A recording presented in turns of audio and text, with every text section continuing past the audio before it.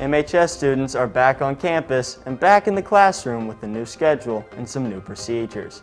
Coming up on this year's first edition of Mhs Rewind, we'll take a look at how the pandemic has changed learning and the day-to-day operations at MHS. And we'll introduce you to our new principal, Ms. Cide Rito, and talk to her about her decision to come to MHS and some of the other new members of the administrative team. And in sports, we'll sit down with Athletic Director Kip Staggs to see how COVID-19 has impacted athletics at MHS. And we'll see how all the teams are adapting to the changes. Good afternoon, Artesians. I'm Braxton Dilley. And I'm Cole Meyer. We'll have all those stories and more next on Mhs Rewind.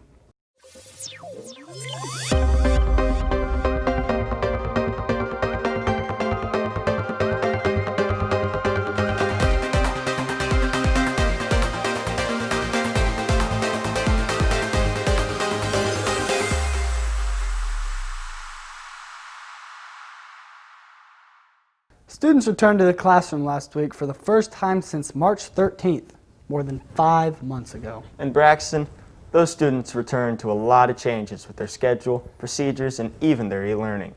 Students started the school year at home doing e-learning as part of the MSD of Martinsville's Red Plan. The district moved to their Yellow Plan last Monday, which has half the kids learning at school, while the other half are still working from home. We start off our team coverage of the COVID-19 related changes at MHS by talking to students and staff members to see how they're adapting to e-learning. My reaction when we found out about e-learning was I wasn't surprised. Just knowing what the numbers are. My wife works in the medical field, so I kind of know the numbers a little closely just because of her. I had mixed emotions when I first found out that we were starting off in red and doing e-learning this year. I missed my students, hadn't seen them really since March, and I really wanted to see them and was looking forward to seeing them face to face, but I knew that e-learning would keep us safe as we started to reopen the school for this year. My reaction on the first day of e-learning was, I didn't think about it too much, but they gave us more work than I wanted to, and I was pretty lazy since it's at home, so I don't really like to do it at home, so I prefer to go to school. My reaction to the first full day of e-learning was a little weird, but I eventually got used to it and loved it. It's a good substitute, considering what we're in. We have the ability to do remote learning, to do virtual learning. I think if we have the ability to do it and we have the platforms to do it, I think it's actually a really good thing. I actually really think it's a positive. I kind of dislike it because, I'm lazy at home and don't do it. And I'd rather be at school and actually do the work. Don't get me wrong, I love e-learning, but if there's one thing I could change, it would be that we get an assignment weekly that we just have the whole week to complete. So we just do it whenever we can and don't have to worry about getting stuff done on certain times. One thing I would change about e-learning is be more hands-on instead of, the regular hyperdocs, Teachers need to be more involved in what the students are doing, Not just give you an assignment and grade it, like the basic stuff. The thing I miss most about normal school, I don't know, I guess I kind of just miss the lack of care that went into things. Like, now we are so cautious about what we do. We're so, visually, apprehensive about things. If someone coughs in the room, you're more noticeable to it, whereas before you weren't. I think that now we are so overly cautious on things that it is a good thing, and also it kind of does breed a sense of abnormality to it. What I miss most about having a normal school year this year is doing some of the activities that we normally do in class. I like to do a lot of hands-on group projects, station work that we're not able to do quite yet. We continue our team coverage of the COVID-19 related changes at MHS by taking a look at the new 6-period block schedule, how it came about, and all the things that went into making it possible. So we went to a 6-block schedule this year, largely for the COVID precaution reasons. We wanted to try to come up with a way where we could minimize how many transitions there were throughout the school day, because the biggest concern we have is with kids in the hallway, and so we wanted to minimize how many opportunities there would be for having large groups of students in the hallways. So to minimize the transition times and the amount of times kids are transitioning between classes, we had to switch to this block schedule. And by going to the red e-learning blue thing, that actually cuts down on the contact between students per day. So if there was some type of outbreak or a student tested positive, we would only have to go to a certain number of their classes versus all of them or back-to-back days. So the thought process there was all done based off of what could we do to ensure quality instruction is still being done, but also to help with contact tracing and keeping kids safe. It's a common schedule that's used, as I said, across the country. It's not unique to just us. It's just something, again, that we switched to for COVID reasons, but I think also a lot of teachers and students are going to find it's very beneficial for a lot of instructional purposes too. Just like any schedule, I think this has pros and cons. I think once we kind of get rolling into the school year and we kind of get back to green and kids in the building on a consistent basis, I think the block schedule is a positive in the fact that teachers can do more in class. Maybe they can do more hands-on learning, more project-based learning, more things that allows the students to kind of interact with their content versus just acquiring the content. So the plan is for the schedule to stay this way for the rest of the school year, even if anything with COVID were to change. I think we're going to stick with this largely because of just a scheduling perspective. It would be kind of hard to change a schedule in the middle of the year and change every student's schedule, so we're planning to stick to this for the whole year. We wrap up our team coverage of the COVID-related changes at MHS by taking a look at some of the new procedures put in place and the reasons behind them. So one of the things we did was with the switching of the schedule to a 6-block schedule where students are only going to 3 different class periods per day. It helped to minimize our transitions during the school day. So there's going to be less chances for kids to come across each other in the hallways. Eating lunches in the classrooms so we can avoid having the large group areas like the cafeteria or the well hallway where you normally have large groupings of kids all together. So by having them eat in the classroom, that also has helped to minimize the contact students have with one another throughout the day. Obviously, we're all wearing masks throughout the day, and we're trying to space kids out as much as possible in the classroom. So there's a lot of different things like that we've been doing to try to prevent the spread as much as we possibly can. Obviously, with the spread of this virus, it's not just about whether you yourself are healthy or not. It's about, whoever you interact with too. Like that's a big part of this whole pandemic issue is the spread from people who are sick or who have the virus to those other people that they come into contact with, and that they might be someone that is susceptible to more serious health issues if they were to contract the virus, their grandparents, family members, or whoever in the community. So that really is the biggest concern with this virus, is just the spread to those people that are most susceptible to the more serious health conditions that may develop by getting it. There's no plan or no system that's going to be perfectly safe, and that's just that's what every school is dealing with in America right now. But we've put in place all those measures that we could possibly put in place that are practical to where we can have students back in school, but also try to keep it as safe as possible. So what exactly happens if a student tests positive for COVID-19? Let's find out. So the district protocol, if a student is found to be positive with COVID-19, is first of all, we find out if they're in school at that moment, and if they are, we pull them into the COVID clinic room to be held and to have their parents contacted to come pick them up. And then we start our contact tracing to determine how many students have been considered close contacts with that student in the school day for the last couple of days. And so then we start to get those students notified if they're here at school, notify their parents and things like that. So there's a procedure we follow to make sure that we're getting those students that might be affected by it notified right away. The district hopes to go to their green plan starting next week, which means students will be at school 4 days a week and will learn from home on Wednesdays. The MHS administrative team looks a little different this year. Missy DeRito is the new principal, Brian Duggar is the new assistant principal, and Sarah Basham is the new dean. Ryan Wagner is the only one here still from last year, but is now an assistant principal. Blaine Maxwell sat down recently with our new principal, Misty DeRito, to talk to her about her background, her reasons for coming to MHS, and some changes she would like to see made. Thank you for joining us today, and welcome to MHS. Why did you decide to get involved in education and make it your career? So when I first went to college, I thought I was going to do athletic training, and then while I was in college, I started teaching homeschool students in addition to my coursework. And once I started doing that, I decided to switch my major and started a teaching major and majored in health and physical education. So that's what I started teaching for homeschool students as well, and then continued that into my career. What led you to Martinsville? So when I decided that I was going to leave the urban setting in Indianapolis, I started kind of looking at communities that kind of surrounded the Indianapolis area because I still wanted to be connected there, but still had a hometown feel. And through my past experiences, we had done some sports team competitions down here as well. And so I just became familiar with the community and saw that there was a vacancy and decided that I'd be interested in transitioning down here. You started here the 1st of July.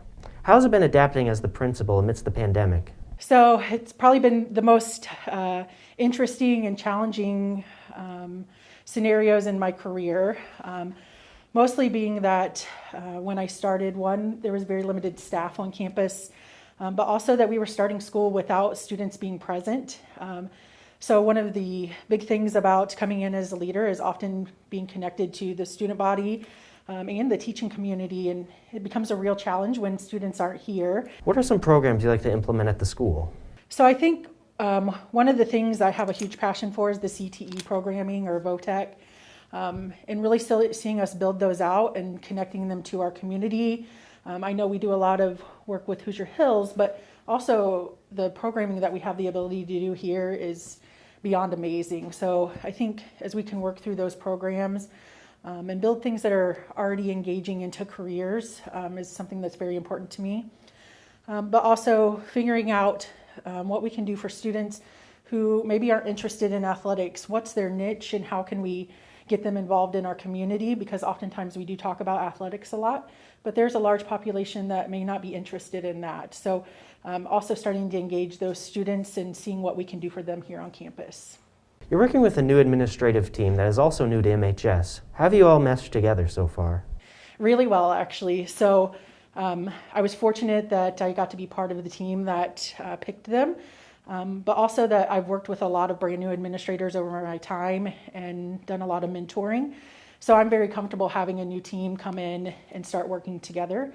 We spend a lot of time together and communicating a lot, but always making sure that we're talking about kids, and that's where our passions really align, and it'll be what drives us this school year as well. Thank you for answering our questions, and welcome to MHS. To see more of our interview with the new principal, check out the Mhs Rewind YouTube channel. The athletic department has also been hit really hard by the COVID-related restrictions. I sat down with athletic director Kip Staggs to talk about the challenges his department has faced. How did COVID impact the off-season for sports, for coaches, and for the athletes at MHS? Well, COVID was detrimental in the spring. We lost all of our spring athletic events. Teams weren't able to participate, but very, very pleased and proud of how our spring coaches, as well as our winter and fall coaches, rebounded. We started making contact with athletes in April and started staying in touch with them. Coach Breach did a great job of having a workout plan for each one of our athletes during that time. And so we really made the best out of a very difficult situation. What are some of the guidelines and precautions the athletic department has put in place to deal with COVID-19? Well, COVID-19 has really made us think about what we do and how we go about it. And through multiple conversations with different agencies over multiple months, we came up with a plan to bring athletics back to campus on July 6th. And so one of the things that we do is every day athletes are pre-screened, and we ask them attendance questions like, do you have a fever? Do you know anybody that has COVID? Do you have a scratchy throat? We ask those type of questions every day. And then on top of it, you know, we put hand sanitizer in places. We've limited locker room space. We've done some things to keep people in pods or smaller groups, more than just a big team concept all the time. And our coaches and athletes have done a really good job with that. You know, and also just the simple thing of water. You know, our athletes have had to supply their own water, and we've had to be very conscientious about how we go about refilling those water bottles. So just the simple basics of coming in, checking in, water have really changed a lot, but we've handled it really well. What kind of impact financially has this had, or will, or is going to have, moving forward on the athletic department and the teams? Well, we've already seen a reduction in our all-sport pass sales, as much as up to 75%. We've seen a reduction in our corporate sponsorships, and so we've seen a lot of that in a negative. What we've had to do is we've had to adjust in terms of our spending, and so we know our revenues are going to be less, and so our expenses have to be dialed down. So we're trying to keep the line. We want our kids and our programs to continue on, but we have to be very careful about how we go about spending. What is something positive or something you have learned that may be useful going forward with all of these new procedures you've had to put in place? I think one positive is just the energy that I see our athletes and our coaches have. And I believe that one of the big positives is that we feel very blessed to be able to play and participate. I think each day is a blessing that we have that opportunity, and I think that's been probably a silver lining to all of this. To see more of that interview, check out the Mhs Rewind YouTube channel.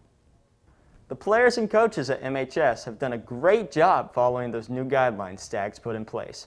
But, as you'll hear, those guidelines impact each sport differently.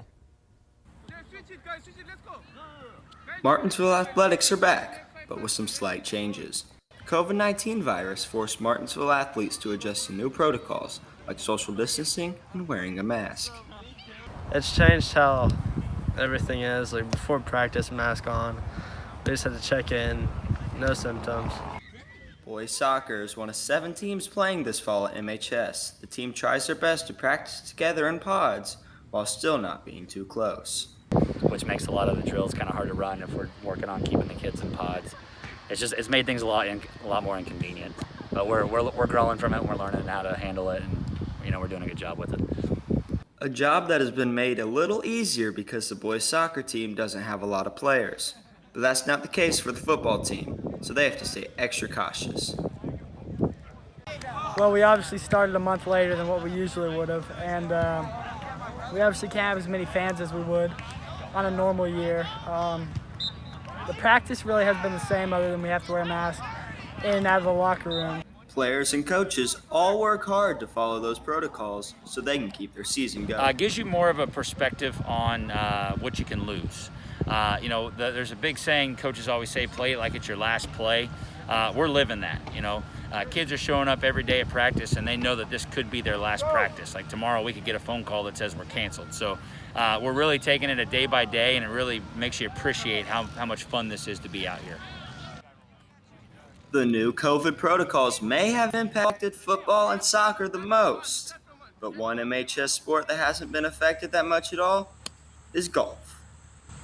It really hasn't made that much of an impact on it just because we're not even that close in general. But there are still some new protocols players and coaches have to follow.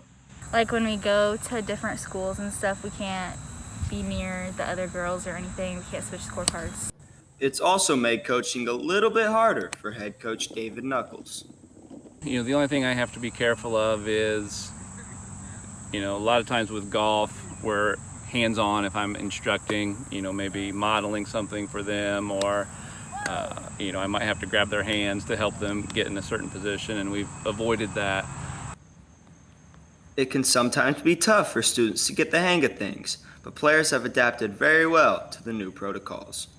It took a minute to get adjusted to having to wear masks when we're in the clubhouse or wear the masks on the bus.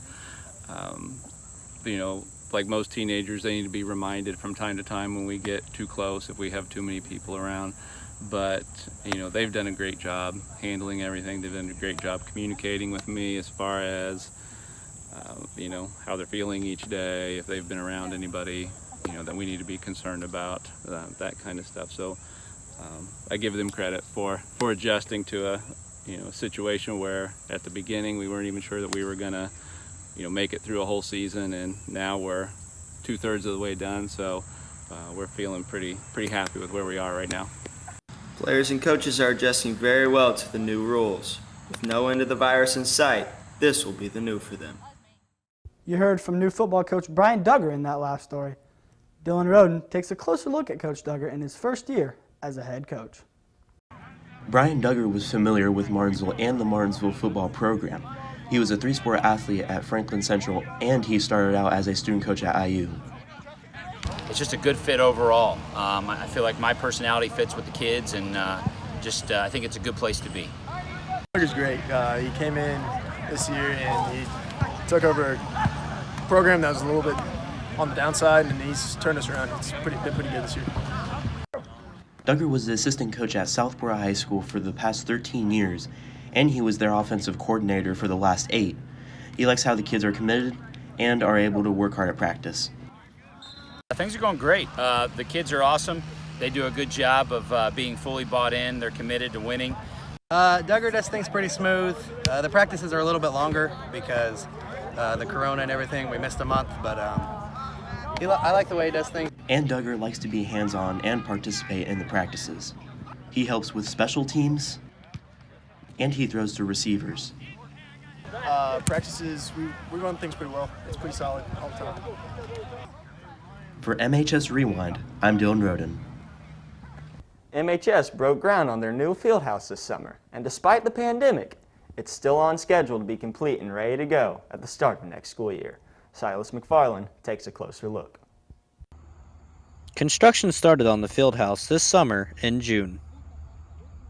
It will be a 40,000 square foot facility with 3 basketball courts, 2 wooden and 1 synthetic.